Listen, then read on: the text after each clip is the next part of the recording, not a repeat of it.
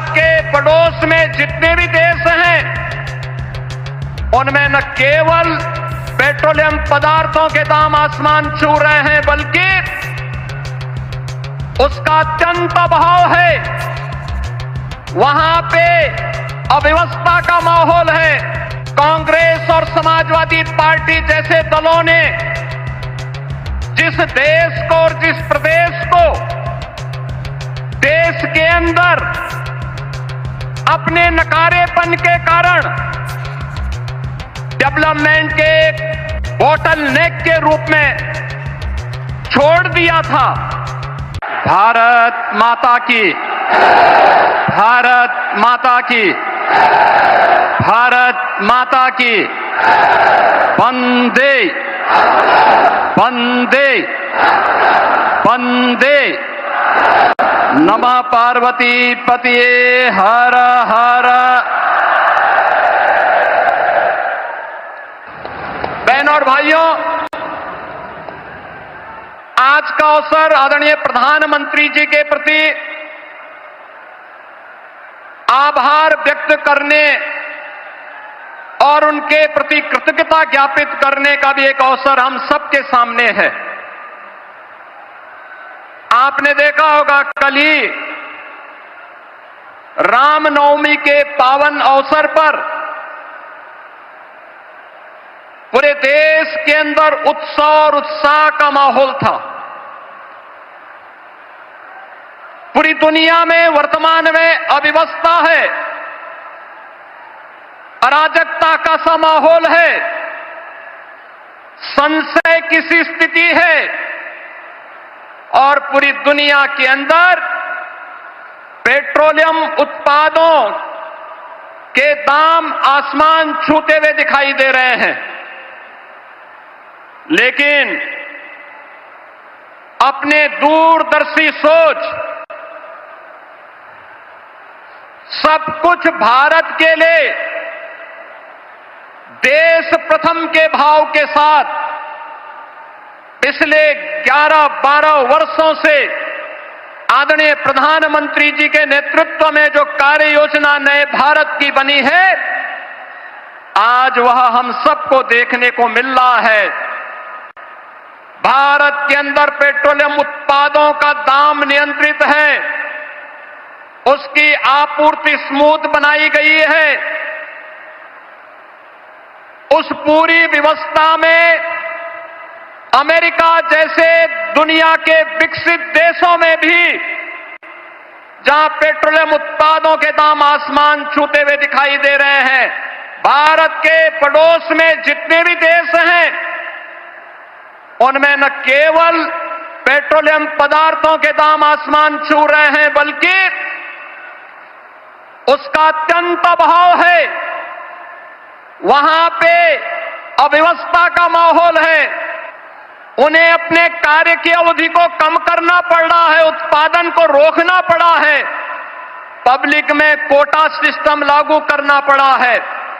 लेकिन भारत के अंदर निर्बाध रूप से पेट्रोलियम उत्पादों की आपूर्ति बनाए रखना, दाम को नियंत्रित करना और कल का ऐतिहासिक फैसला भी, जिसमें पेट्रोलियम उत्पादों पर एक्साइज ड्यूटी को आपने कम करने का जो ऐतिहासिक निर्णय एक बार फिर से लिया है, मैं इसके लिए 25 करोड़ उत्तर प्रदेश वासियों के ओर से आपका हृदय से आभार व्यक्त करते हुए कृतज्ञता ज्ञापित करता हूं। इसकी नई ऊंचाइयों के साथ जनता को राहत भी हो, यह निर्णय उसी श्रृंखला का हिस्सा है। मान्यवर, आपने पिछले 11-12 वर्षों में नए भारत को प्रत्येक क्षेत्र में जो विकसित भारत की दिशा में अग्रसर करने के लिए कदम बढ़ाए हैं, आज वह हमें हर एक सेक्टर में देखने को मिल रहे हैं। ये नोएडा इंटरनेशनल एयरपोर्ट इसी श्रृंखला का हिस्सा है। आज आपके कर कमलों से इस नव निर्माण की, इस नई इकाई का लोकार्पण होने जा रहा है और यह नवसृजन उत्तर प्रदेश को ग्लोबल एविएशन के मैप पर एक नए सिरे से प्रस्तुत करने का कार्य कर रहा है। बहन और भाइयों, आदरणीय प्रधानमंत्री जी का विजन है।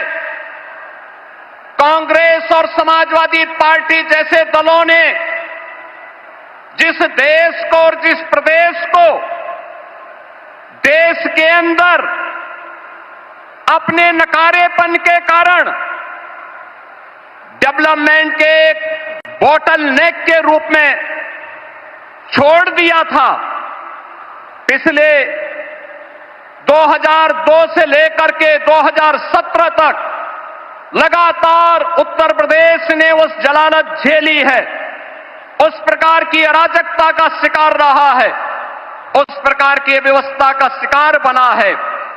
लेकिन आदरणीय प्रधानमंत्री जी के मार्गदर्शन में पिछले 12 वर्षों के अंदर देश ने और पिछले 9 वर्ष के अंदर उत्तर प्रदेश ने ये डबल इंजन की सरकार आने के उपरांत जो स्पीड पकड़ी है, आज वह बॉटल नेक से ब्रेक थ्रू के रूप में अपनी एक नई पहचान को सबके सामने प्रस्तुत कर रहा है।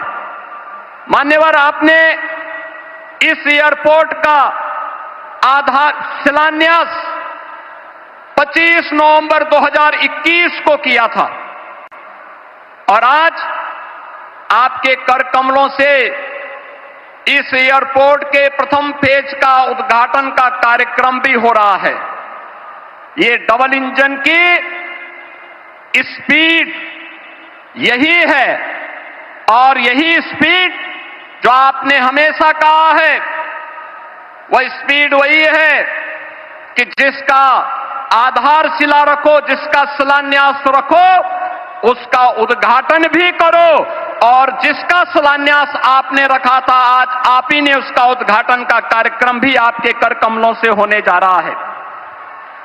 मान्यवर, आपके मार्गदर्शन में नया भारत का यह नया उत्तर प्रदेश आज अपनी पहचान में एक नई उद्घोष कर रहा है और वह उद्घोष है कि जब संकल्प मजबूत हो, साहस अडिग हो, आत्मविश्वास अटल हो, तो कोई भी लक्ष्य दूर नहीं रह सकता है।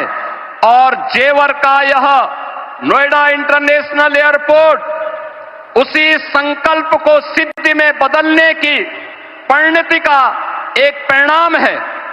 यह न केवल इसका रनवे उत्तर प्रदेश की अर्थव्यवस्था को नई ऊंचाई तक ले जाने का आधार बनेगा, बल्कि यह एयरपोर्ट उत्तर प्रदेश के उज्जवल भविष्य का लॉन्च पैड भी बनेगा।